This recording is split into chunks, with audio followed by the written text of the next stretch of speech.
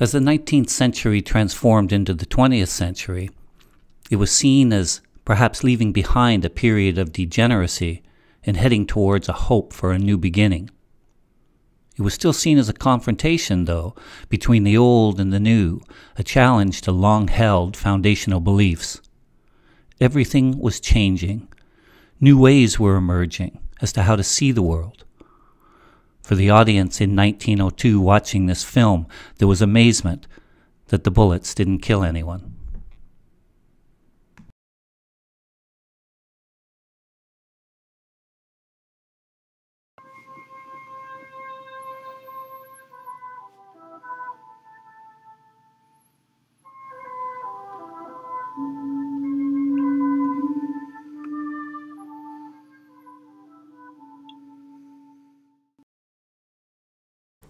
The subject of this presentation is the artist Sybil Andrews. Born in 1898 in England, Sybil went on to be very influential in the English Futurist movement of the 1920s and 1930s. She was very involved in the war efforts of both the First World War and the Second World War. Following the Second World War, her and her husband, Walter Morgan, emigrated to Canada, landing eventually in Campbell River, British Columbia.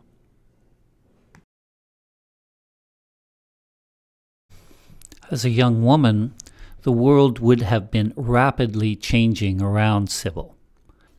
Our basic understanding of the nature of reality, of the universe, was radically transformed through people like Albert Einstein with his theory of relativity and the work of Max Planck on quantum mechanics. Alongside these changes, of course, technology was rapidly changing as well, with the rise of the automobile and the airplane being two major shifts in how people traveled and experienced reality. And of course, the arts were changing right alongside. New ways of viewing the world, drawing heavily from Einstein's ideas of no hierarchy in position, or no one perspective being given privilege over another perspective when viewing an object, was completely embraced by Pablo Picasso and George Braque as they developed Cubist ideas. The Italian Futurists during this same time embraced speed, embraced technology, they embraced youth and violence, very closely associated with the rise of fascism in Italy at the same time. They loved the new technologies of the car and the airplane and embraced industry. The work of Giacomo Balla is seen in the top left corner, showing the speed of a motorcycle from 1913, very much showing the dynamics around the movement of a motorcycle with a swirling vortex and energies moving alongside the machine. And similar ideas were also developing in England around the same time. In the lower left corner, we see the cover of the Blast Manifesto, which served as an outline of the ideas of Vorticism. This was published in 1915. And the text addressed the love of the dynamic and admiration for the machine age, highlighting bold geometries intended to pull the eye into the center of the composition. In the center of the slide, I've included a painting by Edward Wadsworth of a Dazzle ship in dry dock. The story of Dazzle ships in the First World War is a very interesting one, and I'll speak to Dazzle ships a few slides ahead. We're looking here with a focus on Futurism as it was coming out of Italy, but also in the lower left-hand corner, an example of suprematism from Kazimir Malevich, who was working in Russia at the same time. As we move around the slide, we have works by Giacomo Balla and Carlo Cara. You can see the love of certainly the love of motion and the complexity of perspectives and slashing geometries, some of it very close to Cubism, but also with the introduction through people like Filippo Marinetti, with the introduction of words and text to go along with the very dynamic, very active and action-based surface of the works. On this slide, we are revisiting the Vortices movement in England, and I've reproduced the cover from the Blast Manifesto, which was said to be the same size as the London telephone book at the time, by Wyndham Lewis. And what's interesting to look more closely at is how the body and the machine are fusing, where you have the soldiers and the guns basically part of the same body, which is also integrated and interrelated into the geometry of the city behind them.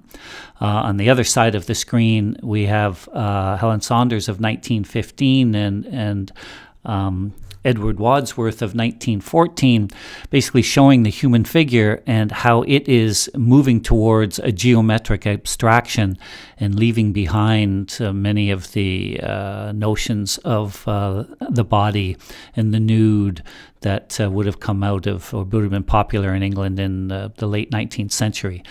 Definitely a move towards a new future, one fusing man, machine, and geometry. The assassination of Archduke Ferdinand on June 28, 1914 in Sarajevo created a domino effect throughout Europe that precipitated the First World War. As the war went on, the old world of fighting with horses and men came up against a new reality, that of artillery, of tanks, of machine guns, and the decimation of the human body that led artists to ask the question, if this was the result of reason, then reason must be seriously flawed. We need a new way to think.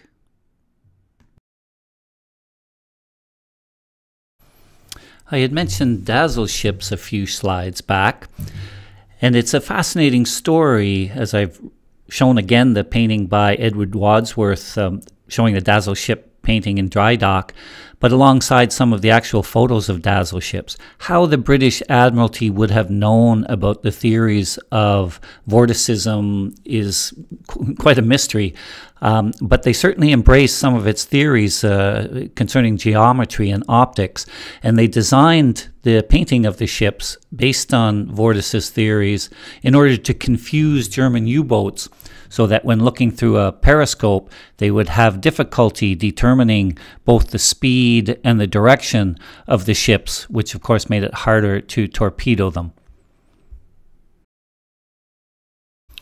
With the ending of the war, we enter into boom times with the rise of the Roaring Twenties and the creation of celebrity culture and the theater becoming a central part of how people related and admired. Leading right through into the dirty 30s and the depression, the collapse of the economic system, as we look in the bottom left-hand corner with the irony of the American way of life and the boasting of high standards of living while bread lines line up in front of it. And in the midst of all this change, Sybil Andrews, the artist, was growing up.